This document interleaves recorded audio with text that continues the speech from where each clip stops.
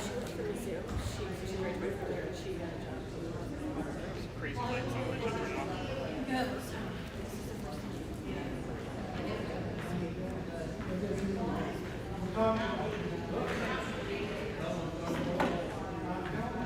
You know, every week once a week. Some saving grace right there.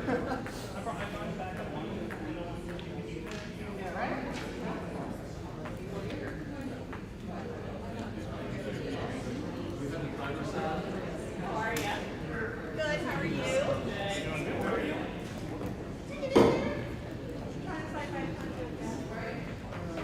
Not for me.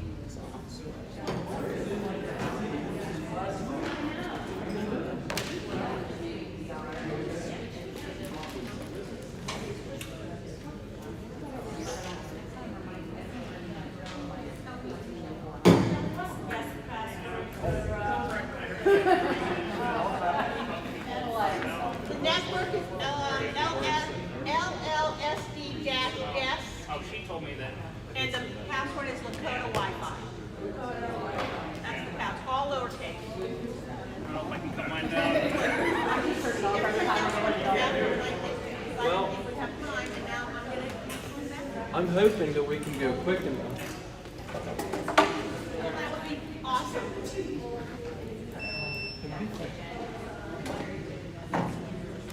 I can see that. Everybody else did. Now, I can go back. Oh. Started to drink a bottle of water. Once I use this, I'm a problem solver, so.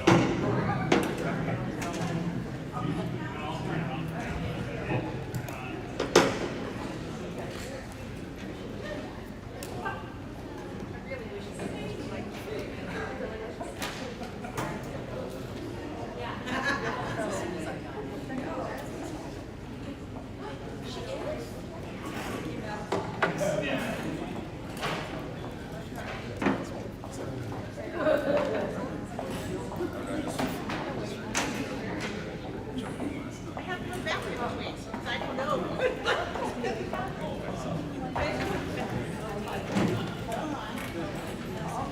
You got me. I can't get this. No, I can't I'm get not this. going. I can't get my thing to work here. I feel like I've been using this forever. It's like, hey, Tosh.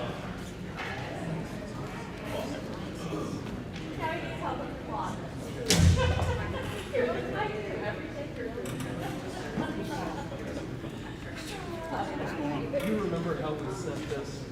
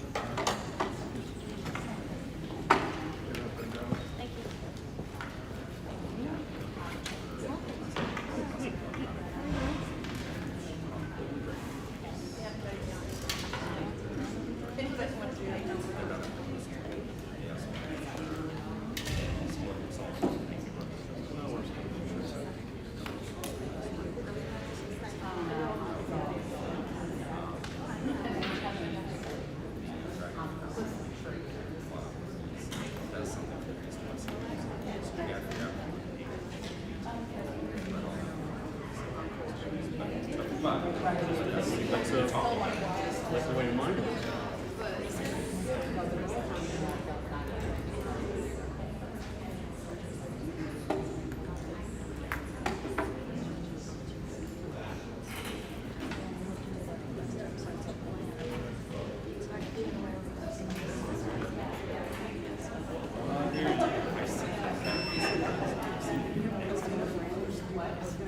It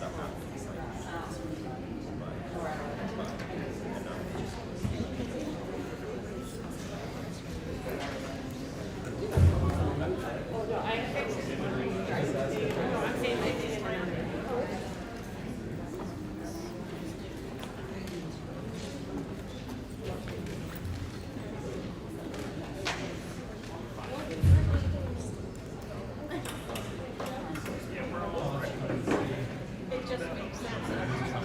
The new timer that moves twice is now.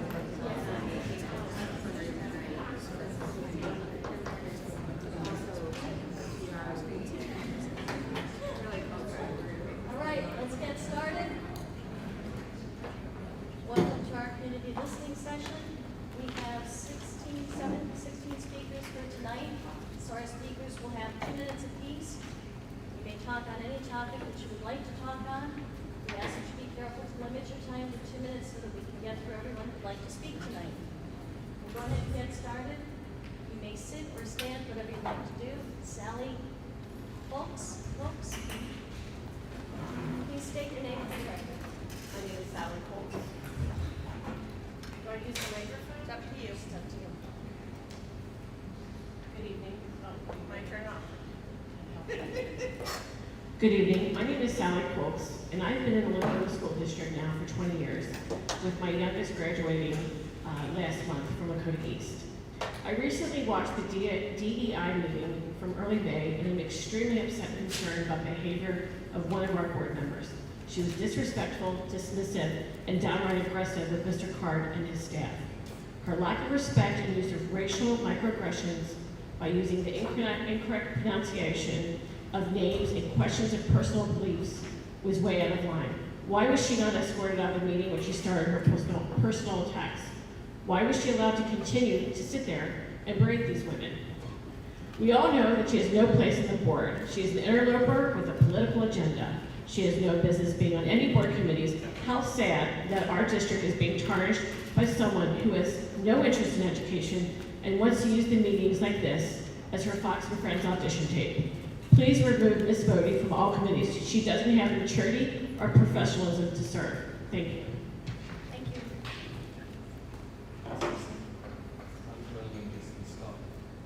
Mr. Zink is going to offer a 15-second warning.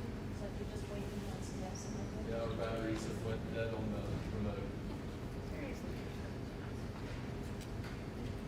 Maureen Mala, please.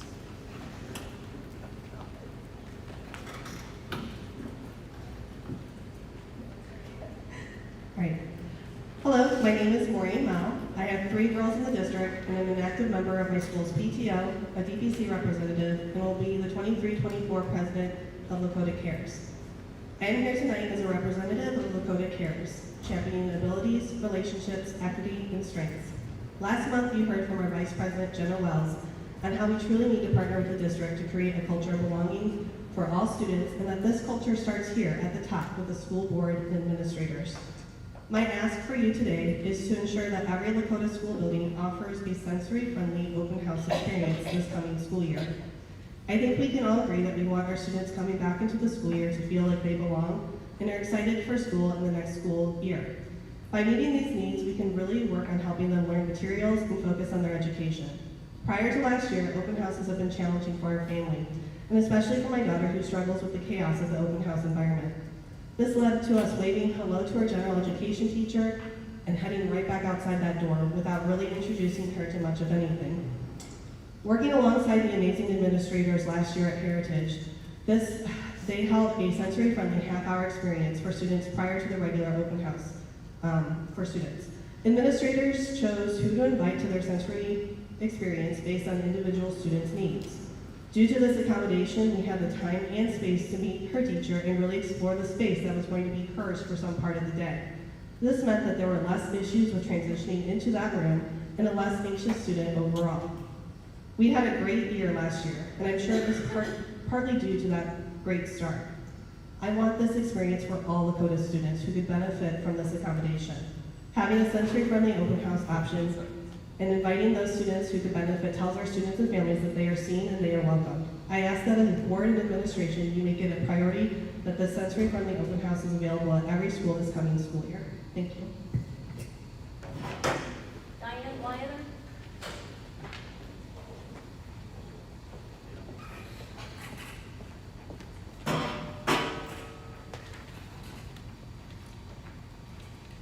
Good evening.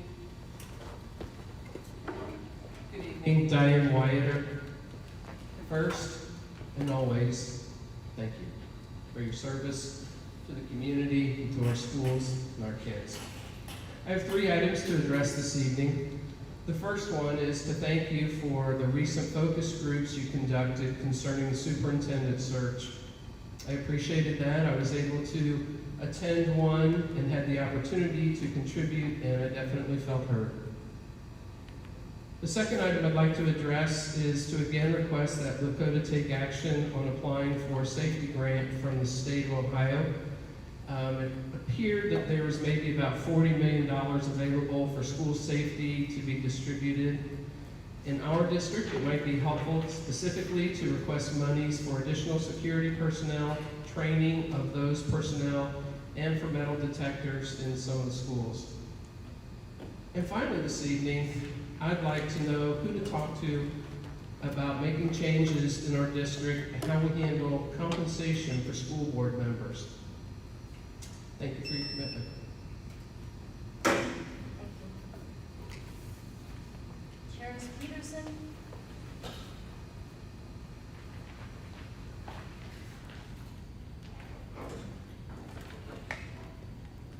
Hello, my name is Charis Peterson.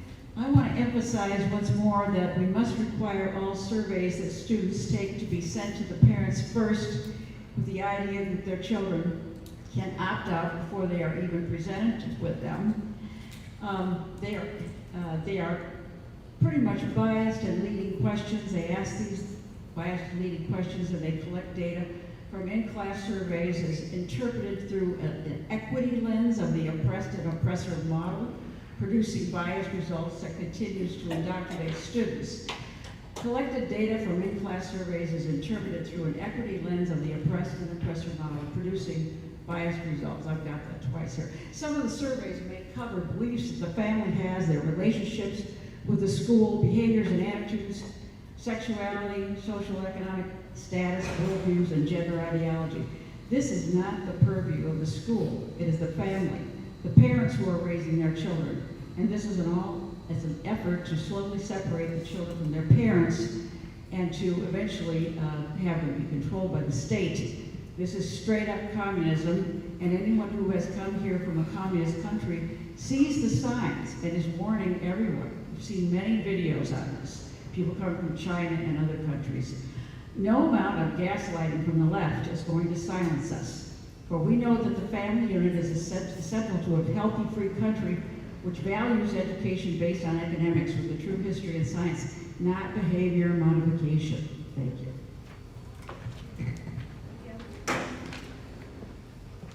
Mr. Alward.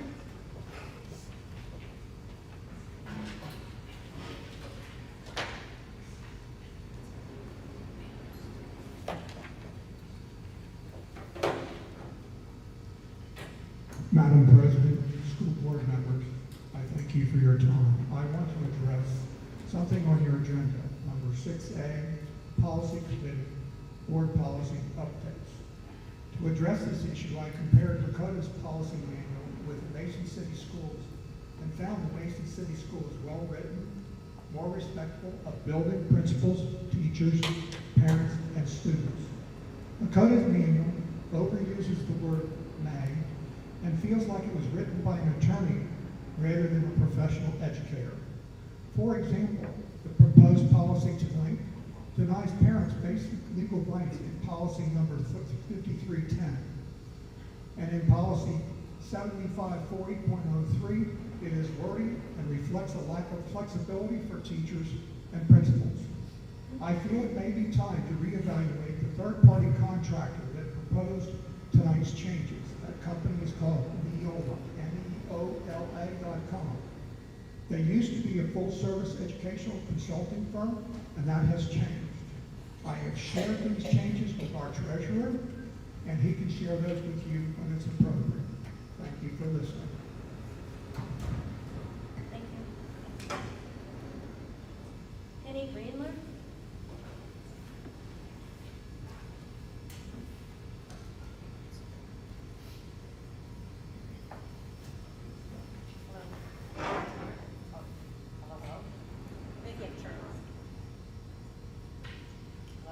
Hello. Teaching to engage diversity, to include children, all children learners, and to seek equity is essential for preparing children to be civically engaged adults and to create a society that recognizes the contributions of all people. Teaching for diversity acknowledges a range of differences in the classroom. Teaching for inclusion embraces difference. Teaching for equity allows the differences to transform the way we think, teach, learn, and act so that all experiences and ways of being are handled with fairness and justice. These ideas enhance educational opportunities for all students. There are 3 essentials to practice teaching for DEI. 1, difference is an essential part of our history and current reality. 2, difference is an unstoppable part of our future as classrooms are increasingly diverse. 3, diversity and inclusion improve teaching and learning. People enrich their abilities to think critically and creatively as they engage in conversation across the difference. All students need to be supported to learn and explore new ideas, feel safe to express their views in a civil manner, and be respected as people who belong to the community of learners. In short, DEI is the opposite of white supremacy. Why is Derby so scared of DEI? Is she afraid to accept all children? Afraid to respect all children? Afraid to let children express their views? Afraid to embrace the differences in all children? Afraid to engage in conversation? Afraid to think critically or even learn from people different from herself in a different area of expertise? No wonder she's against DEI, or as she likes to ridicule and say, DIE, which truly shows a lack of critical thinking and only reveals her fear and ignorance.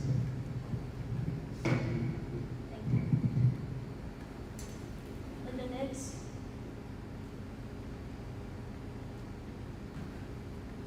Linda Nix? Vic Santiago?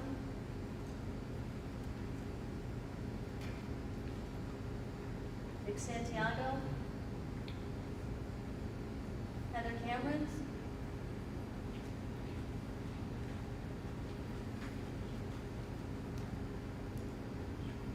Hello. I'm concerned as to why the word diversity was initially removed from the community committee that is intended to replace our diversity department. I'm glad that the word was later inserted, and I certainly hope that there is no political motivation behind the initial removal. What is the focus of this community committee? Who will be selected for this committee, and will their qualifications be examined prior to selection? What qualifications will those be? Who will be doing the selection of these community members? As a community member and parent, this all seems very sudden and very secretive, especially considering the attacks on DEI in our district. Thank you. Sandy Wheatley?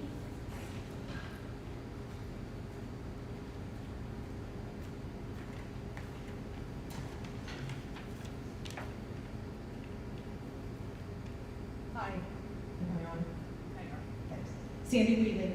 A couple of weeks ago, I received a phone call from Mr. Card asking me if I was interested in being a part of the Lakota Community Diversity Committee.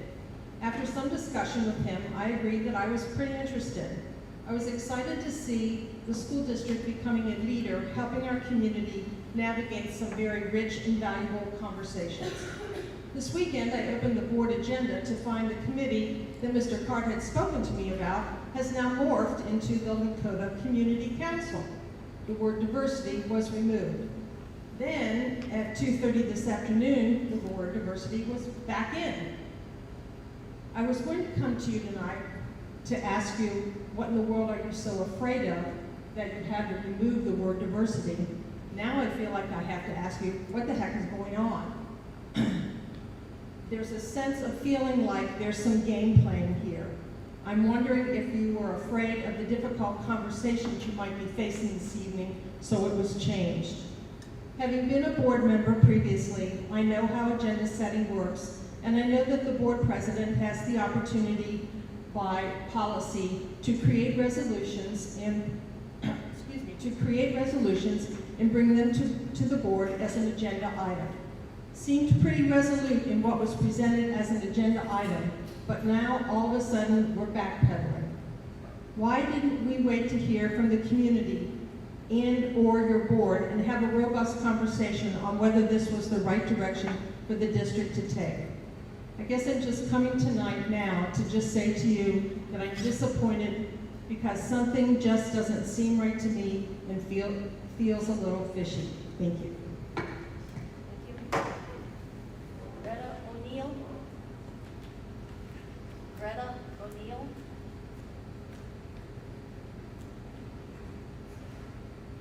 Lisa Fair?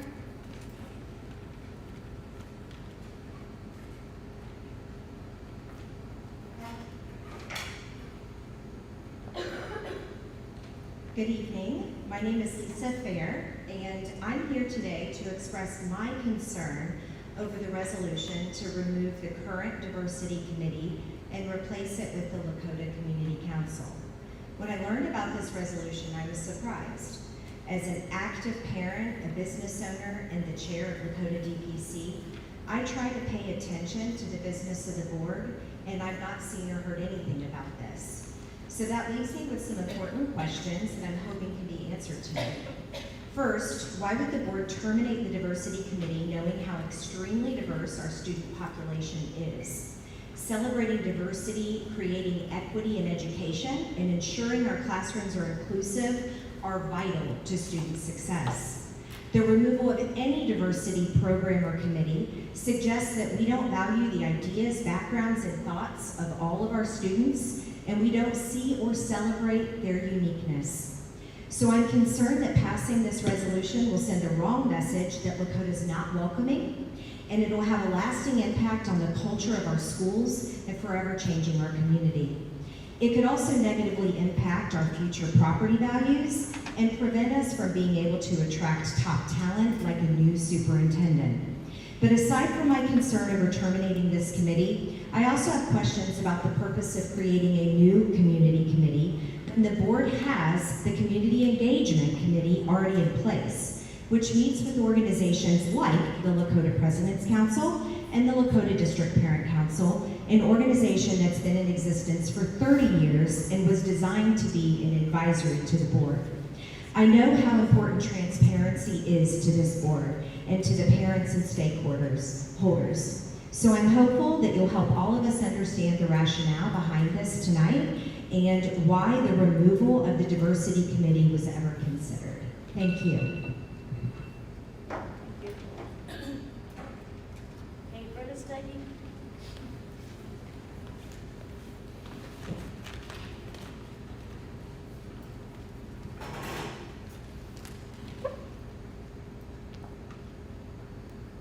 Hello. Thank you for the opportunity to speak. Happy Pride Month. My name is Kate Redesteady, and I now have only 2 kids in the district. Graduation was very wonderful for all of the kids. Loved all of it, and I thank and applaud everyone who made that happen. End of school year events were absolutely wonderful this year across the board for all of my kids. My applause, however, does fall short when we reflect on the diversity meeting from last month. I know that I am not alone when I say that it was utterly disgusting and out of line to hear the blatant attacks on tenured, respected, and valued staff with racist dog whistles, unmitigated demands, likening staff members to terrorists, and just outright childish behavior. I thought I was watching an audition for Mean Girls, but I don't even think Regina George would stoop to those levels. I've also asked several times, but this has never really been formally addressed at any point. Remove Darby Bodie from the diversity committee. If it's a policy if it is within a policy that a certain number of board members are required on a particular committee, change the policy. She's made it clear that she only attends these meetings to get her time on her soapbox, reading whatever statement her handlers have prepared for her while struggling to pronounce half the words of the pre-offered statement. She's attacked our students, calling them abominations and worse, attacking our teachers, attacking our staff. denounce her words, censure her. Again, show the students and staff in the district that you support them and that you are there for them. Thank you. Alexandra?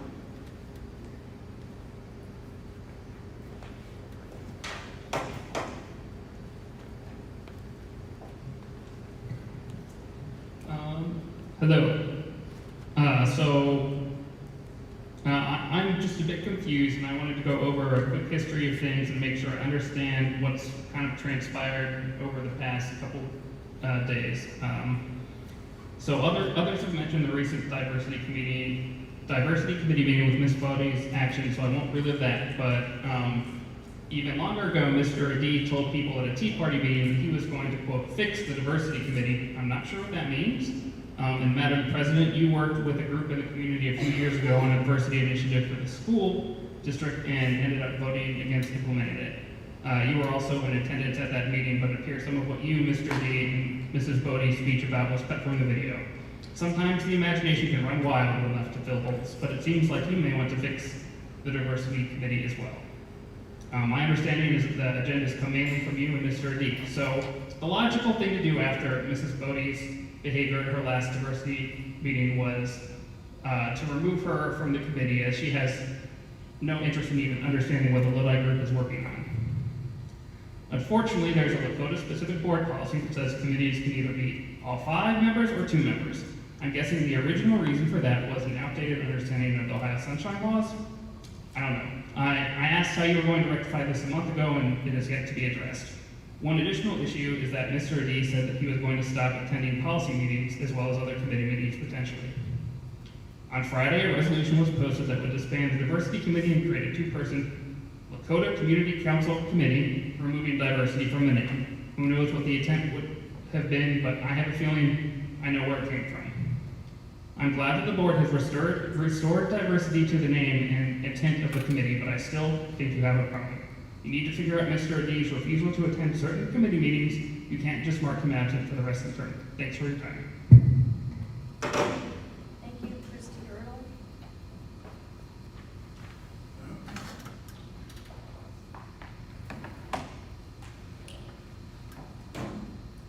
Good evening, I'm Christy Order. Thank you for the opportunity to speak. Tonight, I would like to address issue 1. And issue 1, which addresses the threshold for changing the state constitution, has drawn interest from the educational community, and I believe it is absolutely appropriate for each board member to state his or her individual position on it. When you were sworn in and elected, you upheld the Constitution and an oath to abide by the Constitution in the state of Ohio. So I do think that under these circumstances facing our state with issue 1, I would like to hear from each one of you individually as to whether you support or you oppose issue 1. In recent days, the Ohio Education Association has publicly come out and said that they are in opposition of this. I also know that the LEA takes a lot of guidance from the Ohio Education Association, so therefore I think it is absolutely appropriate that as elected officials from our community that we hear from you individually. So I would like to take the opportunity to ask you individually. I'll start with you, Linda, since you're the board president. If you can state whether you... Okay, that is fine. That is fine. I just thought that I would ask. It does appear that the reluctance to answer, whether it's at a listening session or even over email, is very telling. So you are elected officials, and again, just reminding you that you did take an oath to uphold the Constitution. So I appreciate the opportunity to ask the question, and whether or not you respond is your choice, but I do think that it says a lot if you're unwilling to state your position. So, thank you. Thank you. Paul?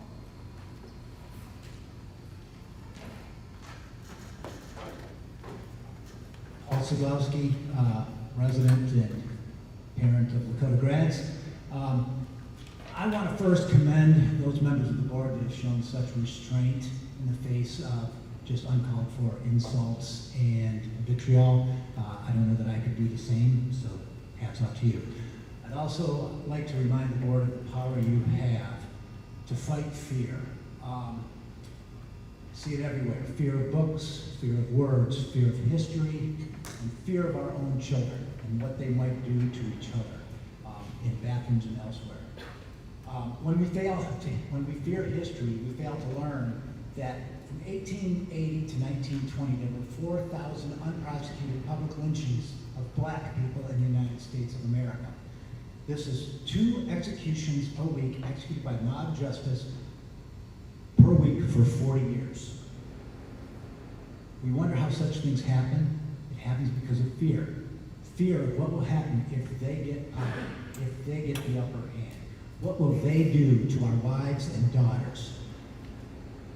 And it's also fear of standing up to the mob. There are people in this room where this is where it begins. You have the power to stand up to those who are propagating fear, fear that's unwarranted. The time to act is now. If you want to see an example, I would just suggest that anybody who wants to see an example of what courage in the face of the mob looks like, Google August Landmesser. Just look at the picture. That's what courage looks like. You have the power to stand up to the mob, and I ask that you do so. Thank you.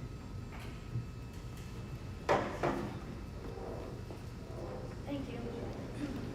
That concludes our listening session. We'll take a 5-minute break, and then we will immediately start our board meeting.